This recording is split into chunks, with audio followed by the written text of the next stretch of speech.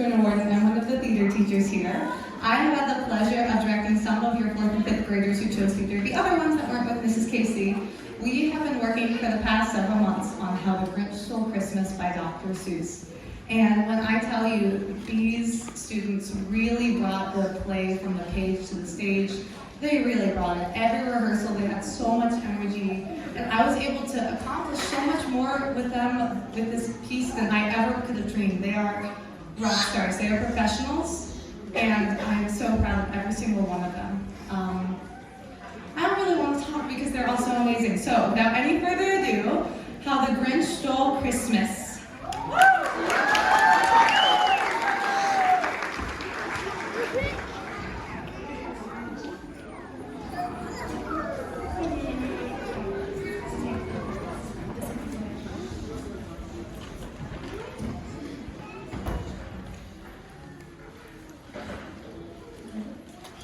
How the Grinch Stole Christmas by Dr. Seuss.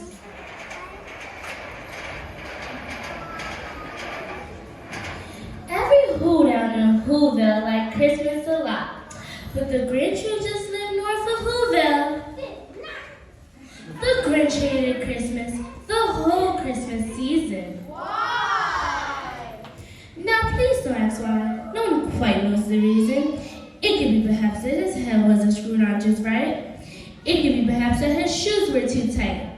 But I think the most likely reason of all may have been that his heart was 2 sizes too small.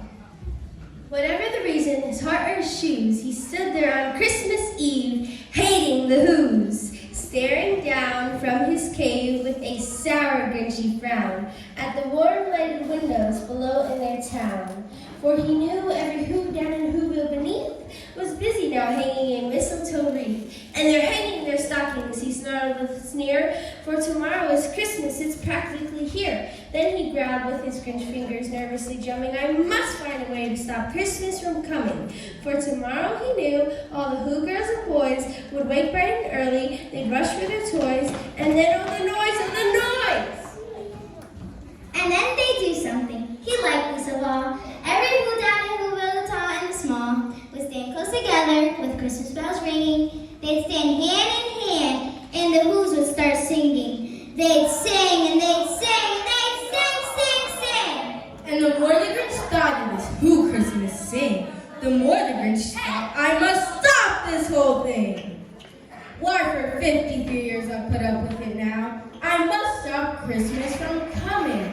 But how?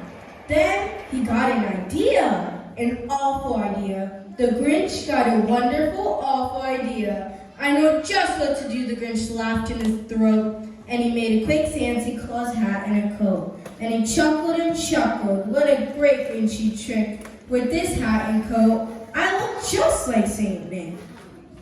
All I need is a reindeer. The Grinch looked around, but since reindeer scared, there was none to be found. And that's not the old Grinch. No, the Grinch simply said, if I can't find the reindeer, I'll make one instead. So he called his dog Max. Then he took some red thread and he tied a bighorn on the top of his head. Then he loaded some bags and some old empty sacks on a ramshackle sleigh. And he hitched up the old Max, and the Grinch said, giddy up. And the sleigh started down towards the home where the Who's lived in the town.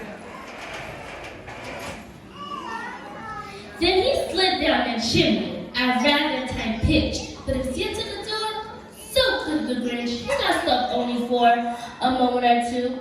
Then he stuck his head out of the fireplace flue, where the Who stockings are all hung up in a row. These stockings, he grumbled, are the first thing to go. Then he snatched and snook with a smile most unpleasant around the whole room, and he took every present.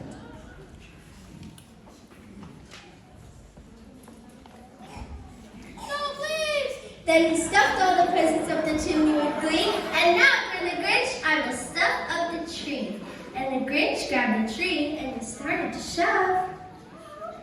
When he heard a small sound, like the coo of a dove, he turned around fast. He saw a small Who, little Cindy Lou Who was not more than 2. The Grinch had been caught by this little Who daughter, who got out of bed for a cup of cold water. She stared at the Grinch and said, Santa Claus, why? Why are you taking our Christmas tree? Why? But you know that old Grinch was so smart and so slick. He thought up a line and he thought it up quick. Why, my sweet little tot, the great Santa Claus lied? There's a light under the tree that won't light on one side. So I'm taking it home to my workshop, my dear. I'll bring it back there, then I'll fix it up.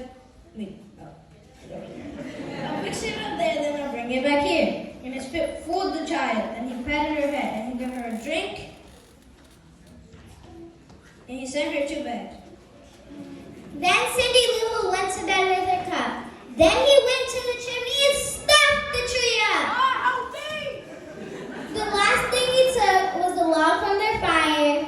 Then he went up the chimney himself, the old liar. On their walls he left nothing but hooks and some wire. And one speck of food that he left in the house was a crumb that was even too small for a mouse.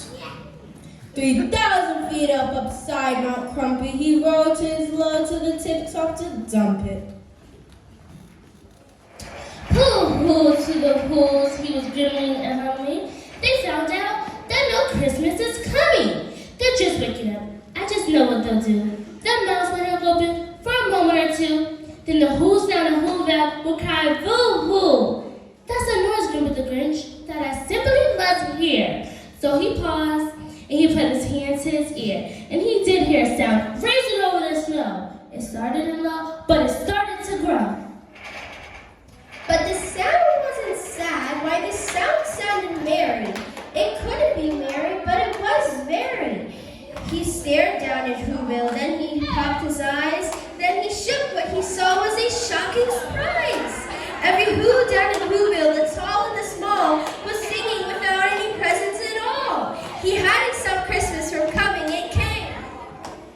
Somehow or another, it came just the same, and his green feet, ice cold in the snow, stood puzzling and puzzling.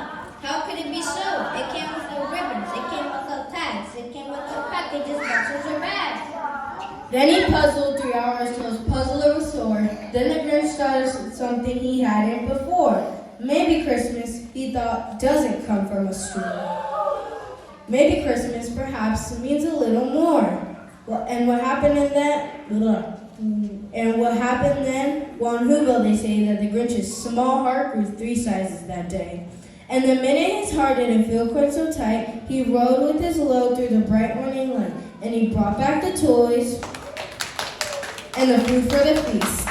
And then he himself carved the roast beef.